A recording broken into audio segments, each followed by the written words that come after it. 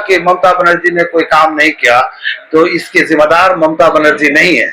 इसके जिम्मेदार मुसलमानों के वो लीडर हैं जिन लीडर ने अपना काउंसिलर का टिकट लेने के लिए, एमएलए का टिकट लेने के लिए, राज्यसभा जाने के लिए इस जबान के लाश पर उन्होंने चला है और इस जबान के लोगों को धोखा दिया है।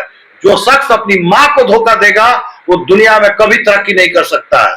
और नदीमुल हक उर्दू एकेडमी के चेयरमैन, वाइस चेयरमैन रहकर इस जबान के साथ उन्होंने गद्दारी किया है।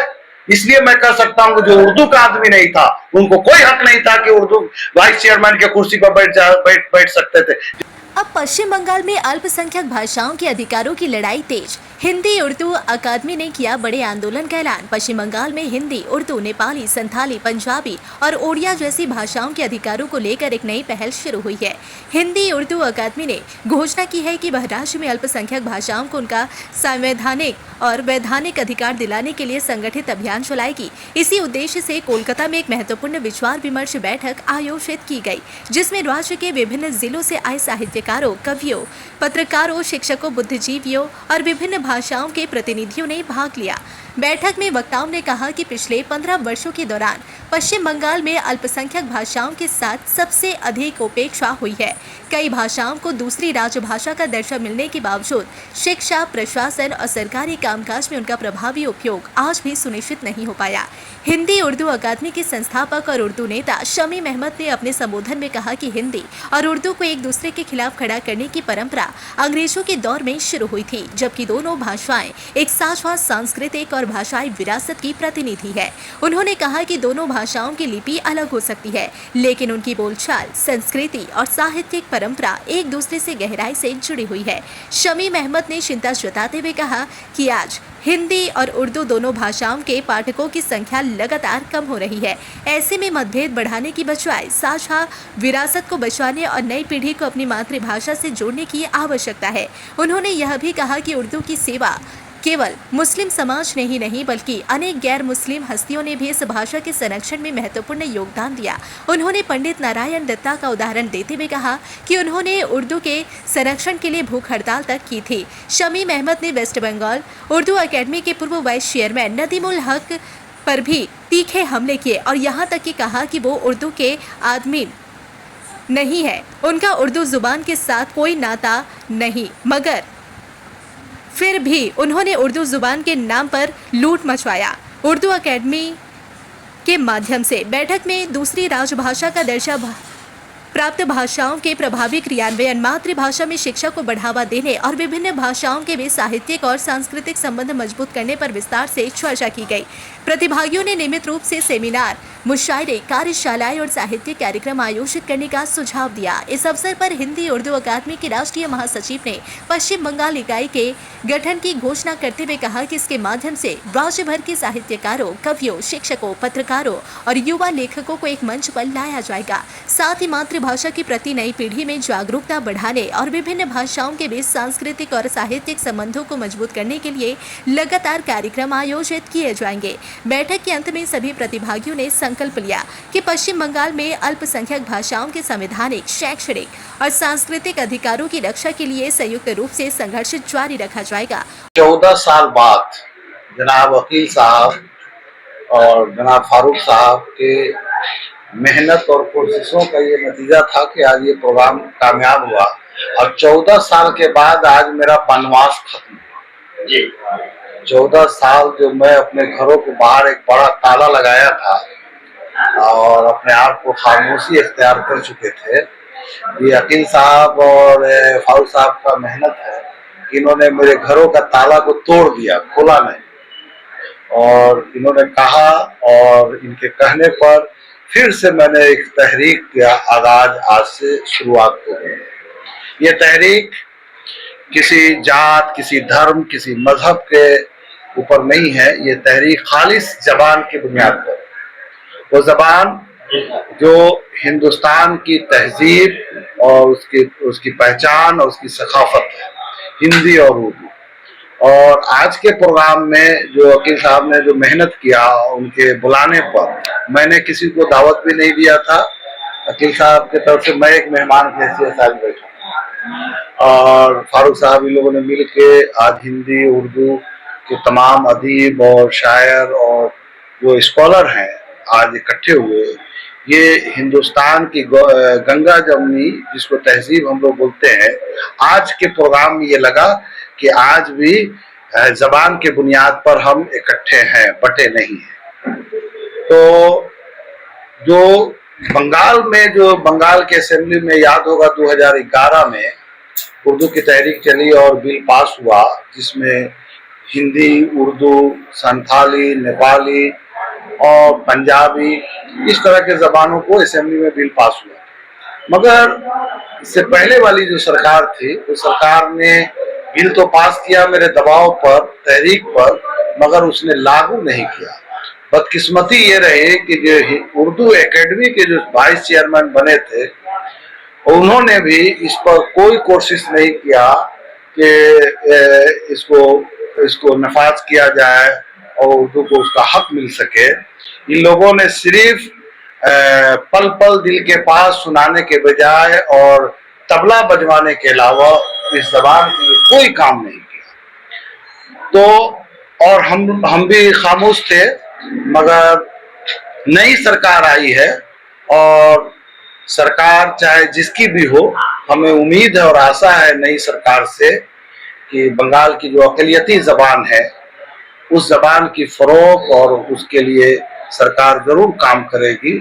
और इसके लिए अकील साहब हैं और बाकी लोग सरकार से जब भी उर्दू तहरीक की बात आती है तो शमी महमूद का नाम आता है और देखा गया है कि पिछले देखिए ये कहना गलत होगा कि उर्दू हिंदुस्तान की जबान है, आप मोहब्बत करें या न करें, मगर अगर उर्दू हिंदुस्तान से खत्म होगा तो सिर्फ मुसलमानों की जबान नहीं है कि एक कौम की तहजीबें खत्म हो जाएगी, मुल्क की तहजीब और उसकी सकाफत खत्म हो जाएगा। और अगर हिंदी भी अगर खत्म होता है, अगर कोई हिंदी को कमतर समझ रहा है या उर्दू को कमतर समझ रहा है, तो मैं ये समझता हूँ कि चाहे वो सरकार किसी की भी, आपका इशारा अगर बीजेपी की तरफ है तो मुझे उम्मीद है कि वो जानते हैं कि उर्दू, वो भी समझते हैं कि उर्दू हिंदुस्तान की जबान है और हिंदी हिंदुस्तान की जबान है। दोनों जबान जब तक तरक्की नहीं करेगा, मुल्क के तहजीब और मुल्क का जो गंगा जमुनी तहजीब है उसकी हिफाजत नहीं हो सकेगी। तो हमें देखिए उम्मीद तो किया जा सकता है ना, तो उम्मीद है कि होगा, मगर जो आपने कहा कि ममता बनर्जी ने कोई काम नहीं किया, तो इसके जिम्मेदार ममता बनर्जी नहीं है, इसके जिम्मेदार मुसलमानों के वो लीडर हैं जिन लीडर ने अपना काउंसिलर का टिकट लेने के लिए, एमएलए का टिकट लेने के लिए, राज्यसभा जाने के लिए इस जबान के लाश पर उन्होंने चला है और इस जबान के लोगों को धोखा दिया है। जो शख्स अपनी मां को धोखा देगा वो दुनिया में कभी तरक्की नहीं कर सकता है। और नदीमुल हक उर्दू एकेडमी के चेयरमैन, वाइस चेयरमैन रहकर इस जबान के साथ उन्होंने गद्दारी किया है। इसलिए मैं कह सकता हूं कि जो उर्दू का आदमी नहीं था उनको कोई हक नहीं था कि उर्दू वाइस चेयरमैन के कुर्सी पर बैठ सकते थे, जिस पर सानिक लखनवी जैसे शख्सियत बैठे हैं, शहनाज नबी जैसे लोग उस चेयर पर बैठा है। उस चेयर पर एक गैर उर्दू का, जो उर्दू के बारे में कुछ नहीं जानता हो, सिर्फ उर्दू अखबार का मालिक हो और सरकार से तालमेल करके आप चेयरमैन बन जाते हैं और सिर्फ तबला बजवाते हैं। तो इन्होंने जो 15 साल में जो उर्दू का नुकसान हुआ है, इसका जिम्मेदार ममता बनर्जी नहीं है बल्कि नदीमुल हक हैं, वाइस चेयरमैन।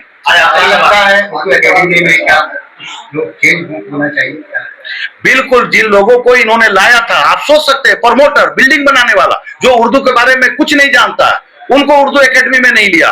जो रिक्शा यूनियन चलाने वाला उसको उर्दू एकेडमी में लिया, जो होटल चलाने वाला है उसको उर्दू एकेडमी में लिया, और कलकत्ता के जो उर्दू के अदीब हैं, शायर हैं, प्रोफेसर हैं, जो उर्दू के लिए अपनी खिदमत दे रहे हैं, जो स्कॉलर हैं, उनको उन्होंने एकेडमी से बाहर कर दिया। तो ऐसे जबान के साथ कोई खिलवाड़ करता है, कोई अपनी माँ के साथ। जाने के बाद लोग पिछला हिसाब ले रहे हैं, क्या उर्दू एकेडमी बिल्कुल,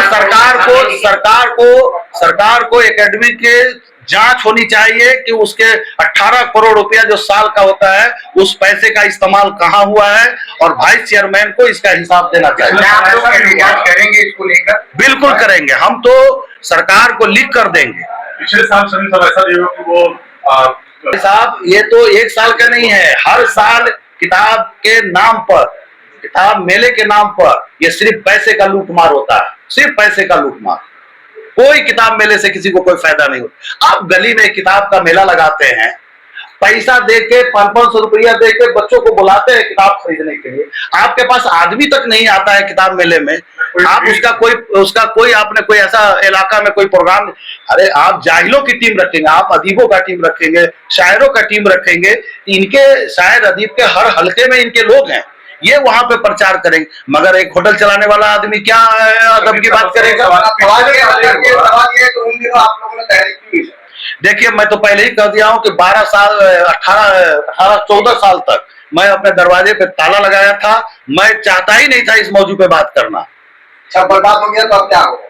कुछ बर्बाद नहीं होता है, जब जगे तब सवेरा। आज के इजलास में जो है नामोर अदीब और शोरा ने यहाँ पे शिरकत की और आपके साथ, तो जिस तरह से आप तहरीक चलाएंगे, क्या जो पिछला तहरीक आपने चलाया था उससे मुश्किलात होगी? हाँ, मुश्किल तहरीक में होगी, ऐसा नहीं है कि तहरीक, कोई भी तहरीक आसान नहीं होता है।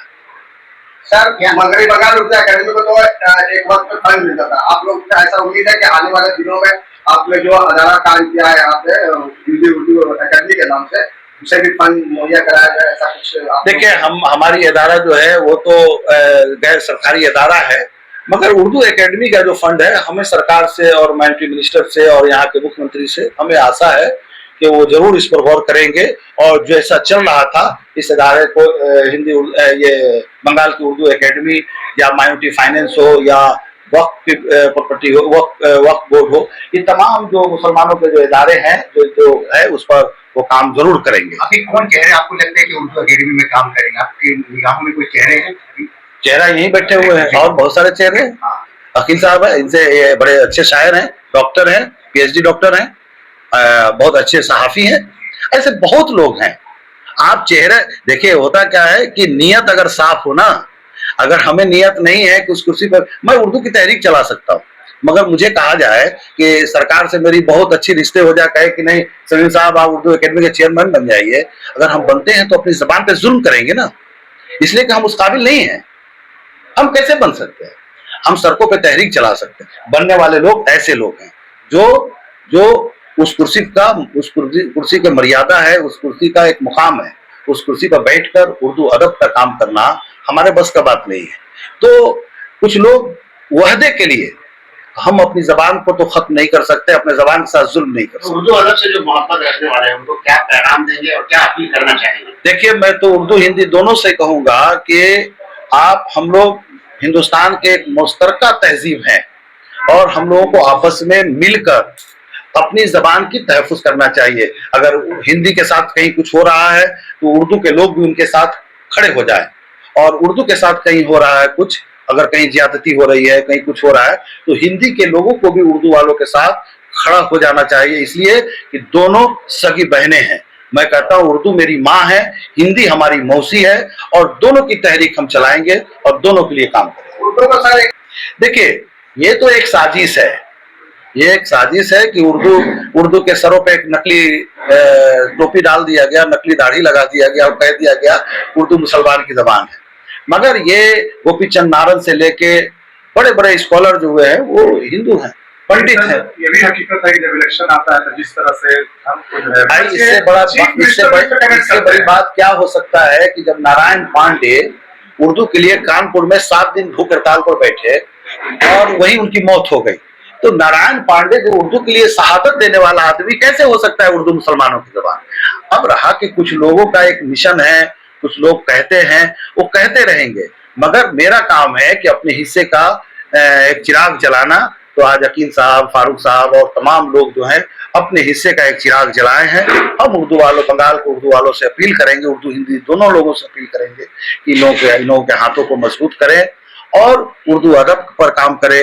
जैसे हम लोगों ने प्लान किया है कि जैसे अगर हम लोग उर्दू के जो स्कॉलर हैं उनकी किताबें उर्दू में छपती है, उर्दू के लोग पढ़ते हैं, हिंदी के लोग जानते भी नहीं, तो हमारा ये मिशन है कि इस किताब को हम हिंदी में शाया करें ताकि हिंदी के जो अदीब हैं, हिंदी के जो स्कॉलर हैं वो पढ़े, हिंदी के जो कुछ किताबें हैं वो उर्दू में शाया हो ताकि उर्दू के लोग दोनों के आपस में उर्दू के साथ इंसान अकेडमी देगी और देगी तो कोई मांगने वाला भी नहीं है, कोई पूछने वाला नहीं। मुझे तो लगता है कि कैसे करेंगे, क्या स्ट्रीट कॉर्नर करेंगे या एहतजाज करेंगे? नहीं, देखिए इसमें हम लोग बजाते हिंदी उर्दू एकेडमी की तरफ से सरकार को लिख के देंगे, जरूरत पड़ेगा PIL करेंगे इनसे मांग करेंगे कि इसको जांच होनी चाहिए, दूध का दूध, पानी का पानी होना चाहिए। जिस तरह एकेडमी में बैठकर चाय नाश्ते के नाम पर करोड़ों रुपया जो लुटाया गया है, बैनर और पोस्टर के नाम पर जो लुटाया गया है, भाई आप सोच सकते हैं कि जिस कौम के बच्चों के हाथों में किताब नहीं है, कॉपी नहीं है, कलम नहीं है, उसका लीडर बॉम्बे से रहमान को बुला के तबला बजवाने के लिए 50 लाख रुपया देने के लिए तैयार था। वो प्रोग्राम के लिए मैंने एहतजाज किया, वो रुका था। आप सोच सकते हैं, आपके बच्चे पढ़ना चाहते हैं, वो पढ़ नहीं पा रहे हैं, मगर उसका लीडर पल पल दिल के पास सुनवा रहा है। आप सोच सकते हैं।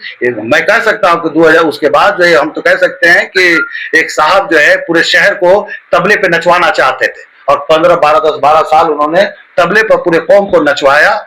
और इसी पर एक बात करके हम खत्म करेंगे कि यूनान का एक फलसफी था, जिसने पूरे यूनान में घूम कर लोगों को अच्छी बातें बताता था, कोई सुनने के लिए तैयार नहीं था। उसने अपने पांव में घुंघरू बांधा, हाथ में डफ्ट लिया और लोगों को जमा करने लगा। वो नाचना नहीं जानता था, लोग उसके नाच को देखने आने लगे। उसने का ऐलान किया कि फला स्टेज पर फला दिन पूरे यूनान के लोगों को हम जमा करते हैं, असली कला पेश करेंगे। वो शख्स जब नाचने लगा तो लोग सीटियां मारने लगे। जब वो नाचना बंद किया तो सारा मजमा जब खामोश हुआ, तो वो यूनान का फलसफी कहा कि ए यूनान के बेटो, तुम मिट जाने वाली कौम हो, तुम तबाह हो जाने वाली कौम हो।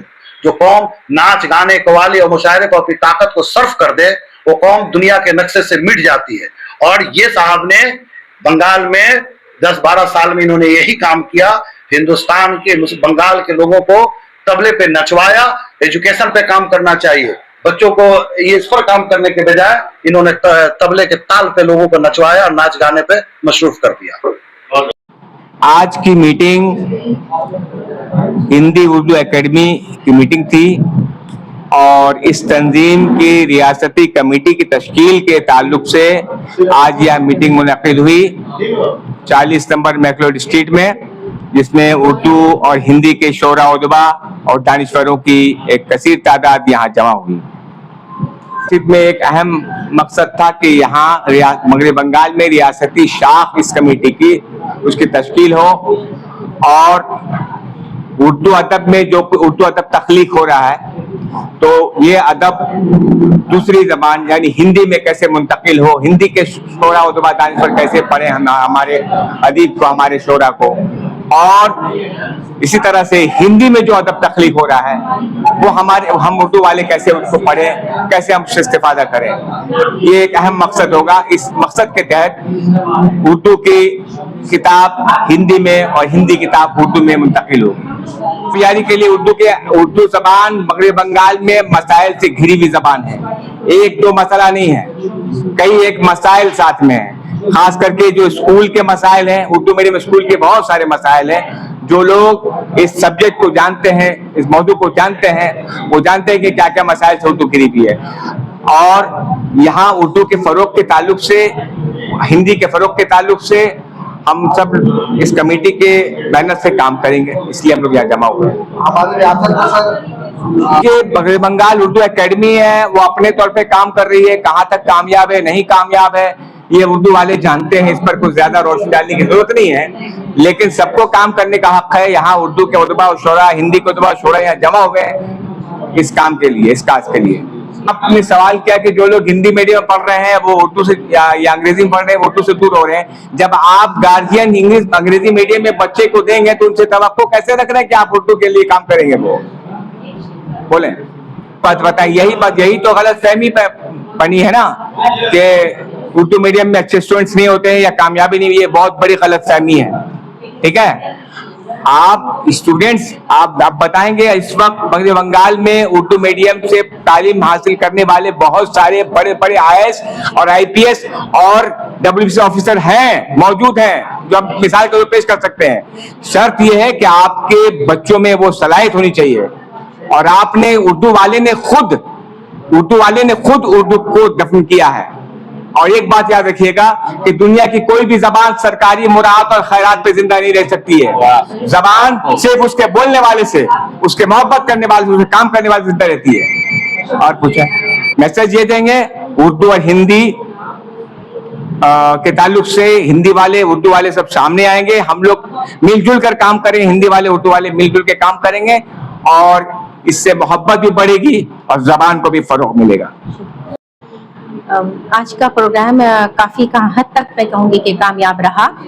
हाँ, हिंदी वालों की कमी नज़र आई, लेकिन हमें कभी उम्मीद है कि आगे जब ये कमेटी बनेगी, तश्कील पाएगी, अभी तो वक्ती तौर पर कुछ कन्वीनर्स बनाए गए हैं, और लेकिन दायमी तौर पर जब ये कमेटी के कन्वीनर बनेंगे, कमेटी तश्कील पाएगी, तो यकीनन ये कमेटी, ये एकेडमी, उर्दू हिंदी एकेडमी ऐसा काम करेगी कि हिंदी वाले भी जुड़ेंगे, और जो इनका मकसद है उर्दू और हिंदी को जोड़ना, सदियों पहले दो बहनें जो बिछड़ गई थी, वो मैं दुआ करती हूँ कि इस एकेडमी के थ्रू अगर दोनों बहनों का फिर से मिलाप हो जाए, दोनों ज़बानें आपस में मिल जाएं और एक दूसरे के ख्यालात और जज्बात एक दूसरे से बांटे जाएं, हिंदी में क्या लिखा जा रहा है हम पढ़ पाएं, और हम क्या लिख रहे हैं वो हिंदी वाले अगर पढ़ पाएं, तो ये भाई हमारी ज़बान की बका के लिए भी मैं कहूँगी ये ज़रूरी है। फ़िलहाल जो उर्दू की मौजूदा सूरत हाल स्कूल से लेकर कॉलेज तक है, तो सिर्फ शायरी की किताबें और अफसाने मजमूए छापने से हम उर्दू को नहीं बचा पाएंगे।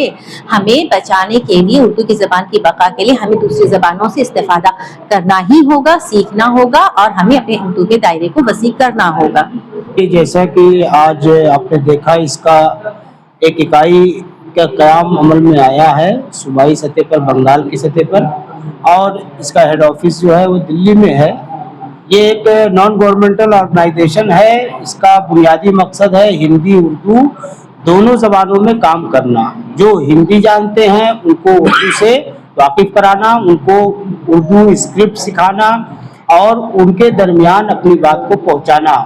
दूसरा ये कि जो उर्दू वाले हैं, जो हिंदी नहीं जानते हैं, उनको हिंदी से रुशनास कराना, और वो तमाम चीज़ें जिसकी तरफ अकील साहब ने इशारा किया कर बताया कि वो तमाम ज़बानें वो हिंदी वालों में और उर्दू वालों में दोनों के दरमियान जब इस तरह से हम एक्सचेंज करेंगे तो हमें दोनों ज़बान, बुनियादी तौर पर क्या है, उर्दू एक ज़बान है, हिंदी एक ज़बान है, इंग्लिश एक ज़बान है।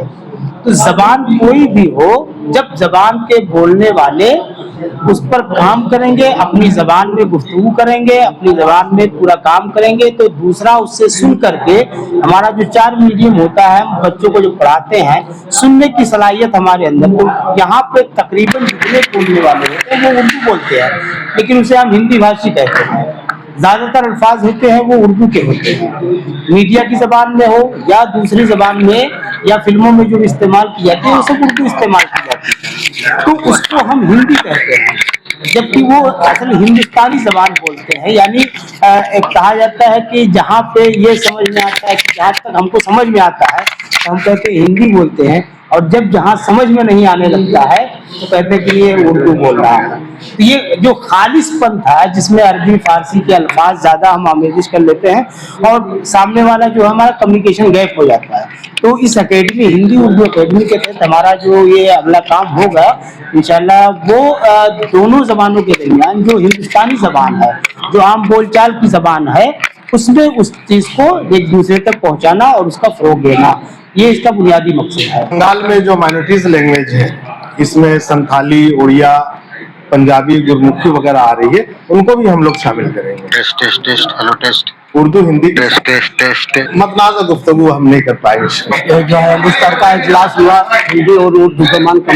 मुश्तरका इजलास हुआ, जिसमें हिंदी और उर्दू दोनों ज़बानों के जो है उद्वा, शोरा और दीगर जो है शोबे से ताल्लुक़ रखने वालों ने शिरकत की, और जिसकी क़यादत शमीम साहब ने की। उनके साथ हमनवा जो है आपके जो है फारूक साहब रहे, डॉक्टर अकील अहमद अकील साहब। आज की ये जो है मुश्तरका जो है इजलास जो है काफ़ी कामयाब रही, और उर्दू और हिंदी को जोड़ने का एक जो है पुल का काम हिंदी उर्दू एकेडमी ने यहाँ से जो है इब्तदा किया। आज से ये तहरीक चलेगी रियासती सतह पर कि उर्दू और हिंदी को किस तरह से फ़रोग़ दिया जाए। सिर्फ जो है जुज़ वक्ती जो है कन्वीनर की जो है तश्कील दी गई है, जिसमें 6 रुकनी जो है कन्वीनर जो है तरतीब दिए गए हैं, जिसमें से एक मैं भी हूँ। पहली बात इसमें यह है कि हमारा जो अव्वलीन मकसद होगा उर्दू और हिंदी की घटती हुई जो है पढ़ने वालों की तादाद, क़ारीन की जो तादाद है, उस पर हमारी तवज्जो है। हमारे बहुत सारे हैं, बहुत अच्छे अच्छे एजेंडे भी आए हैं, बहुत सारे मुफीद मशवरे भी हमारे आए हैं और तमाम लोगों ने अपने मुफीद मशवरों से नवाजा। शफीकुद्दीन शाह, फराग रोगी, डॉक्टर शाहिद फरोगी और हमारे सदर, तमाम लोगों ने इस पर अपनी अपनी राय कायम की। अमर शमी साहब ने अच्छी राय, मस्बत राय दी और तमाम लोगों ने उससे इत्तफाक जाहिर किया।